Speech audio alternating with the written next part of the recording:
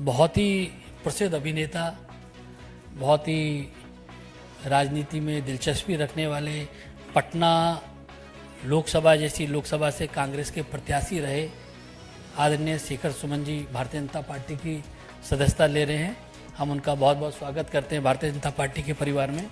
और साथ में बैठी हैं कांग्रेस की प्रवक्ता राधिका खेड़ा जी, जिन्होंने कल इस्तीफ़ा दिया और उन्होंने बहुत ही ज्वलंत मुद्दों को भी उठाया, जिसके बारे में वो बताएंगी भी। वह भी भारतीय जनता पार्टी में शामिल हो रही हैं। हम उनका परिवार में बहुत बहुत स्वागत करते हैं।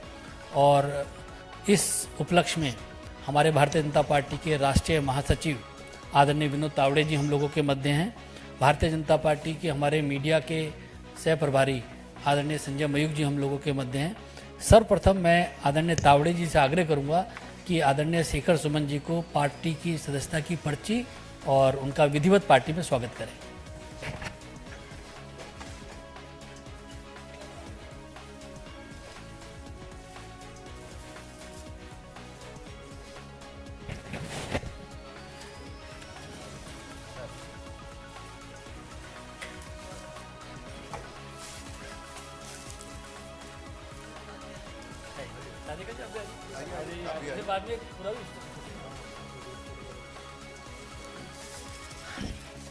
आदरणीय तावड़े जी से आग्रह कि राधिका जी को भी विधिवत पार्टी की सदस्यता दिलाए।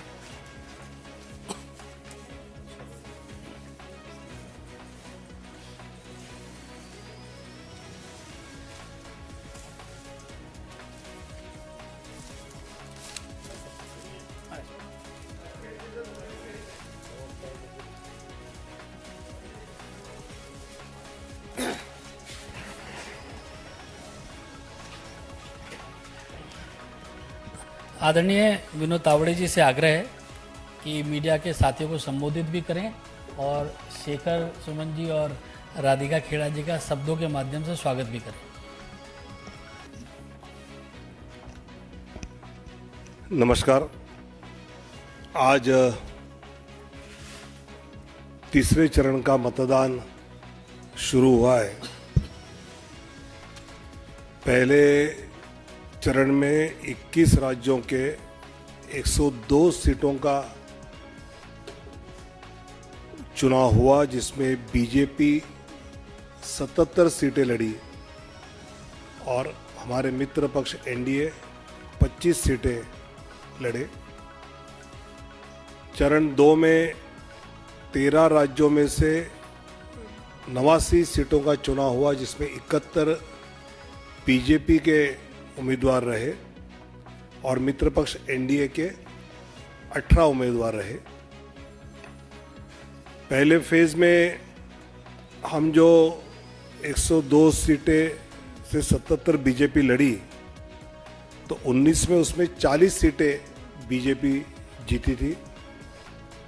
चरण 2 में 89 में से 58 सीटें 19 में बीजेपी जीती थी। और आज जो 12 राज्यों में 94 सीट्स का चुनाव हो रहा है, उसमें 82 बीजेपी लड़ी है और हमारे मित्र पक्ष एनडीए 12 लड़े हैं और इसमें 72 सीटें आउट ऑफ 94 19 में बीजेपी जीती थी। और आज जिस प्रकार वोटिंग बिहार में, तो मैंने देखा कि 11 बजे तक 24% वोटिंग हुआ है और वोटिंग का प्रतिशत बढ़ते हुए देख रहे हैं हम सब मिलकर। और साथ ही जिस प्रकार फारूक अब्दुल्ला जी है, लालू जी है, बाकी सब के जो वक्तव्य आ रहे हैं, तो ये वक्तव्य देखते हुए इस देश की जनता स्वाभाविकता ये सोचेगी कि इस बार वोटिंग करते समय पाकिस्तान को खुश करने वाला नेता यहाँ जीते या हिंदुस्तान को मजबूत करने वाला नेता जीते, इसका चयन स्वाभाविकता होगा। आज शेखर सुमन जी और राधिका जी का यहाँ पर भारतीय जनता पार्टी में प्रवेश हुआ है, ज्वाइन किया है उन्होंने। शेखर सुमन जी की तो लंबी फिल्म क्षेत्र की अपनी एक करियर है, बिल्कुल उत्सव से लेके हमने देखा है कई फिल्में उनकी हिट हुई है, स्पेशली टीवी शो में मूवर्स एंड शेकर्स।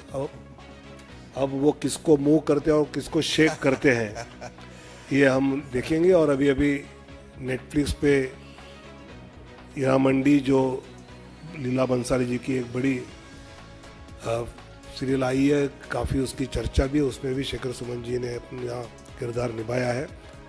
और मैं मानता हूँ कि ऐसे सफल किरदार निभाने वाले शेखर सुमन जी राजनीतिक क्षेत्र में आदरणीय मोदी जी के नेतृत्व में विकसित भारत के लिए जो भूमिका निभानी है वो पूरी तरह से वो बनाएंगे, ये मुझे विश्वास है। और हम उनका भाजपा परिवार में स्वागत करते हैं।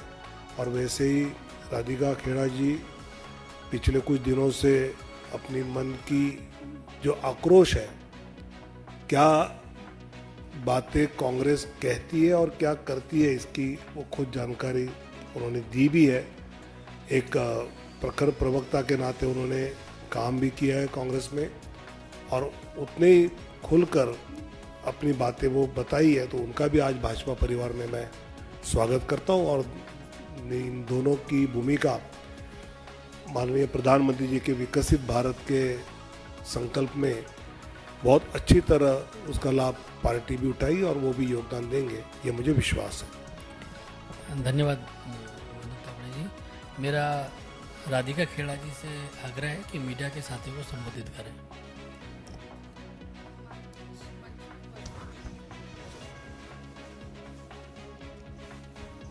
हमारे बीच मंच पे उपस्थित विनोद तावड़े जी, अनिल बलूनी जी, संजय मयूख जी, शेखर सुमन जी और यहाँ आए सभी मीडिया के साथी, सबको मेरा जय श्री राम। आज मैं अगर आपके समक्ष यहाँ बैठी हूँ तो वो सिर्फ इसीलिए क्योंकि छत्तीसगढ़ में मोदी जी की गारंटी की सरकार है, जिसके संरक्षण में मैं आज यहाँ पहुँच पाई। वरना जिस तरीके से राम भक्त होने के लिए, राम लल्ला के दर्शन करने के लिए कौशल्या माता की धरती पे जो मेरे साथ दुर्व्यवहार किया गया और जिस तरीके का सलूक किया गया, मैं आपके पास नहीं पहुंच सकती अगर मुझे भारतीय जनता पार्टी की सरकार का, मोदी जी की सरकार का संरक्षण वहां नहीं मिलता। लगातार जिस तरीके से हिंदू होने का, एक सनातनी लड़की होने का, राम भक्त होने का मुझे सज़ा मिलती आई है कांग्रेस पार्टी में, लगातार मैं सहती आई थी।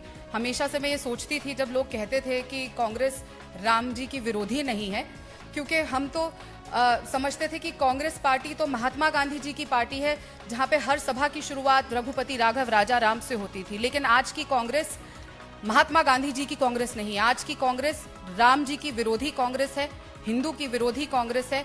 मेरी जननी जो खुद इतनी बड़ी राम भक्त है, जिनको लेके मैं राम लल्ला के दर्शन करने गई, मेरा पूरा परिवार राम भक्त है। और जब राम मंदिर बना और मूर्ति की स्थापना हुई, जिस तरीके से हमने अपने घर में उसको मनाया, उसको लेकर जितना कष्ट भारतीय राष्ट्रीय कांग्रेस को हुआ और उसके चलते जिस तरीके से एक षड्यंत्र मेरे खिलाफ रचा गया और माता कौशल्या के धरती पे राम जी के ननिहाल में मेरे साथ जो दुर्व्यवहार किया, उससे पीड़ित होके आज मैं बोलते हुए भी ये कांप रही हूँ जब मैं उस पल को वापस जीती हूँ। ये सिर्फ मोदी जी की गारंटी की सरकार थी कि बेटी वहाँ सुरक्षित थी और वहाँ से सुरक्षा से यहाँ पर पहुँच सकी। और मैं बहुत बहुत धन्यवाद देती हूँ नरेंद्र मोदी जी का, श्री अमित शाह जी का और साथ ही राष्ट्रीय अध्यक्ष श्री जेपी नड्डा जी का, कि उन्होंने मुझे मौका दिया है कि मैं राम लल्ला के इतने विशाल परिवार का आज हिस्सा बन सकूं और भारतीय जनता पार्टी में शामिल हो सकूं। और एक मौका नरेंद्र मोदी जी के द्वारा, अमित शाह जी के द्वारा और जेपी नड्डा जी के द्वारा मुझे मिल रहा है विकसित भारत में अपना एक छोटा सा कंट्रीब्यूशन देने का और नेशन बिल्डिंग में, और भारत को सच में विश्व प्रसिद्ध, विश्व में सबसे बेहतरीन देश बनाने का ये मौका मिल रहा है। बहुत बहुत धन्यवाद। बहुत बहुत धन्यवाद राधिका खेड़ा जी। मेरा आग्रह है शेखर सुमन जी से कि मीडिया के साथियों को संबोधित करें।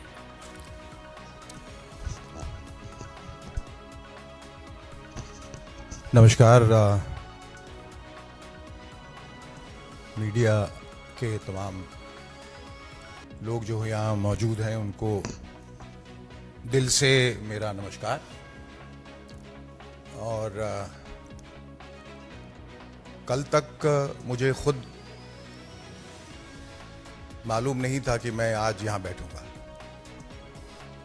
क्योंकि ज़िंदगी में बहुत कुछ जाने अनजाने होता है और कभी कभी आप अनभिज्ञ रहते हैं कि आपका मुस्तकबिल क्या है, और ऊपर से एक आमद होती है और फिर आप उस आदेश का पालन करते हैं।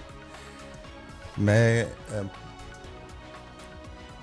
एक बहुत ही सकारात्मक सोच के साथ यहाँ आया हूँ, और सबसे पहले तो मैं ईश्वर का शुक्रिया अदा करूँगा कि उन्होंने मुझे यहाँ तक आने का आदेश दिया, और आदरणीय सम्माननीय प्रधानमंत्री जी नरेंद्र मोदी जी, अमित शाह जी, या मंच पर आसीन विनोद तावड़े जी, अनिल बलूनी साहब, संजय मयूर, जेपी नड्डा जी का भी शुक्रिया अदा करूंगा, अनुराग ठाकुर जी का, राधिका जी का जो अभी अभी मेरी दोस्त बनी है, और ये कि हो ही सोई जो राम रचि राखा, जो राम ने सोचा है वो आपको करना है। और जब आप एक अच्छी मंशा के साथ आते हैं, अच्छी सोच के साथ आते हैं, तो अच्छा ही होता है।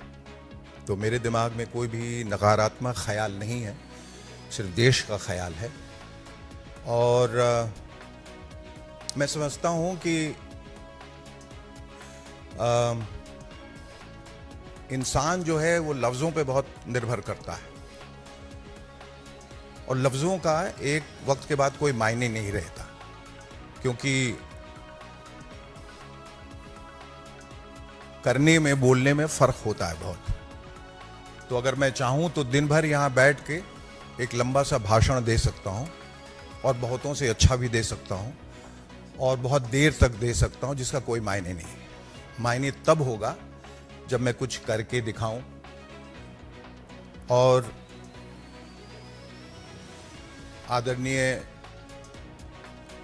मोदी जी के सानिध्य में जो हमारा देश पिछले 10 सालों से गतिशील है, विकासशील है, जहां अवस्था भी बदल रही है, व्यवस्था भी बदल रही है, तकदीर भी बदल रही है, तस्वीर भी बदल रही है, दशा भी बदल रही है, और दिशा भी बदल रही है, उसमें शामिल होना, उस प्रवाह में, उस ऊर्जा में हर हिंदुस्तानी का फर्ज है।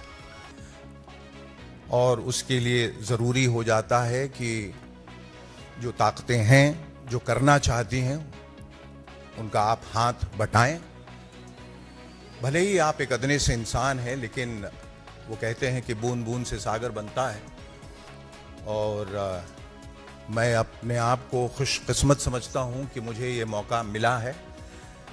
और जैसा मैंने पहले कहा कि ज़्यादा न बोलते हुए उस वक्त की प्रतीक्षा में जब मैं कुछ कर पाऊँगा और करके दिखाऊँगा, तब शायद कुछ बोलने के लिए रहेगा। इस वक्त ये कि मैं खुश हूँ कि जो हुआ है अच्छा हुआ है, और जो आगे होगा वो भी अच्छे के लिए होगा। और एक ऐसे वक्त में मैं यहाँ आया हूँ ताकि लोग इससे पहले ये न पूछें कि आपके पास कुछ करने को नहीं था इसलिए आप यहाँ आए हैं। इसलिए मैं हीरा मंडी के हिट होने का इंतज़ार कर रहा था, और आज जबकि वो ग्लोबल लेवल पे इतनी बड़ी हिट हो चुकी है, और मेरे पास वाकई वक्त नहीं था बम्बई से निकलने का, काम बहुत बढ़ गया है,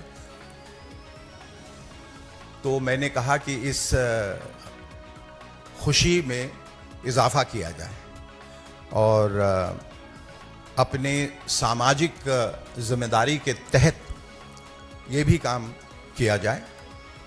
और मैं बहुत खुश हूँ कि ये फैसला मैंने लिया है और दिल से लिया है, ज़्यादा दिमाग इसमें नहीं लगाया है।